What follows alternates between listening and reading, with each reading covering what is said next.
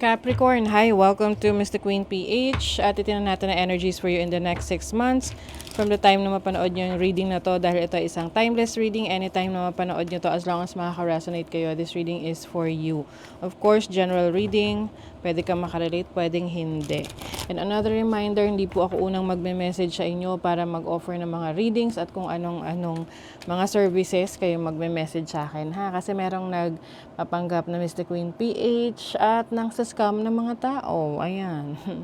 Humihingi ng donation. Oo. So, ingat kayo sa ganon. Lalo na sa TikTok, okay? Ingat. So, kumusta Capricorn? Kumusta ang inyong celebration ng birthday ninyo?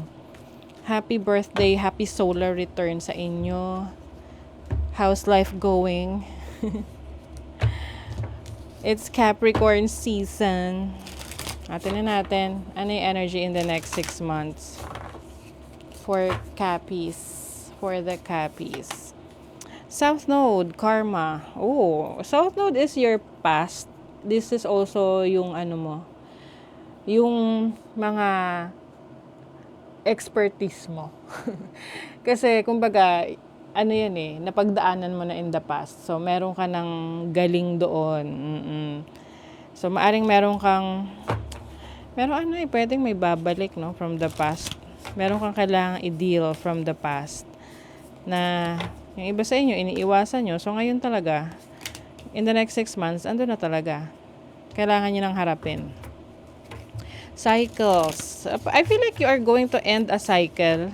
Pwedeng itong cycle na to is paulit-ulit na nangyayari sa life mo. And it's time to tapusin na yon. Hindi mo na hayaan na, lalo na kung ito ay nakakasira sa mga plano mo. This can be an unhealthy habit na tatapusin mo na. Dahil alam mong yun yung pumipigil sa'yo na marating yung gusto mo. You also have rest. Yung iba sa inyo, Capricorn, pagod na, no? Ang daming mga napagdaanan sa buhay, mga challenges.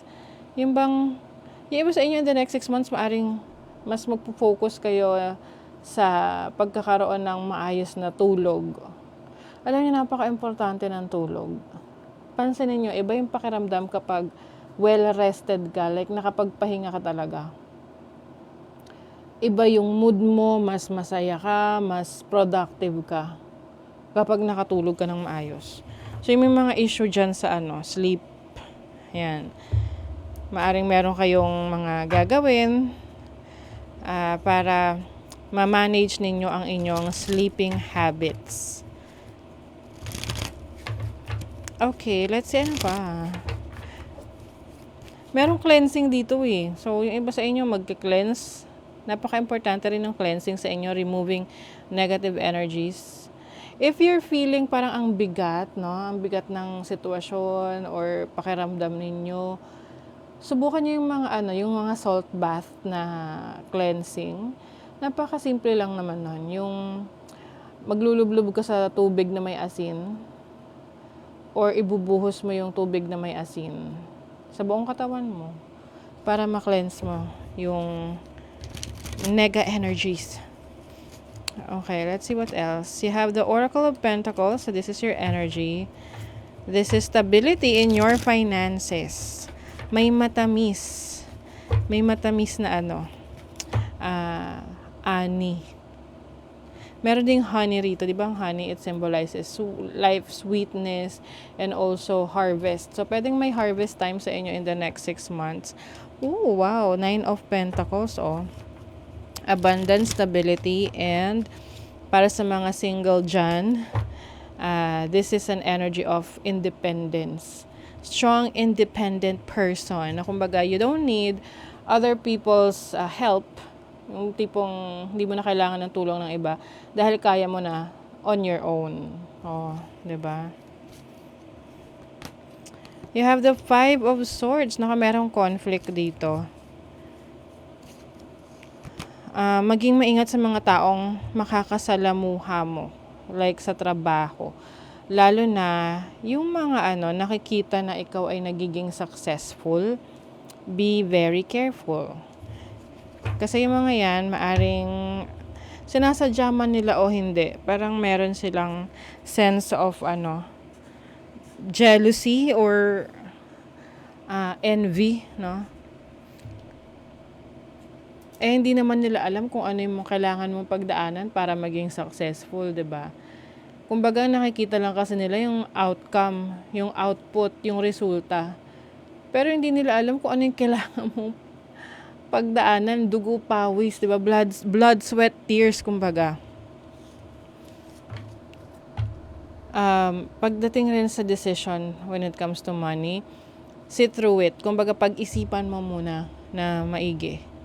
Kasi possible na magkaroon ka ng missed opportunity or isang desisyon na pwede mong pagsisihan pagdating sa pera or trabaho.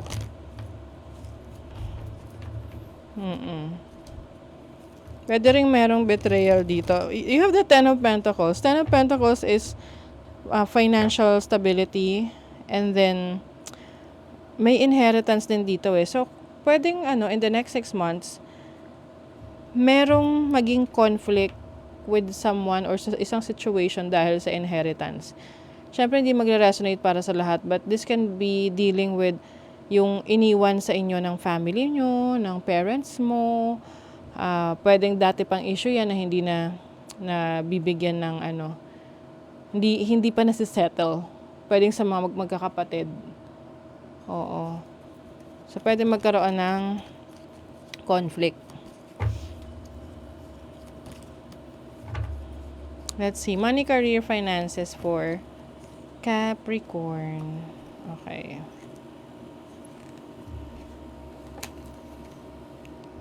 You are about to change how the games are played. You are unstoppable in creating your own opportunities with which others don't see.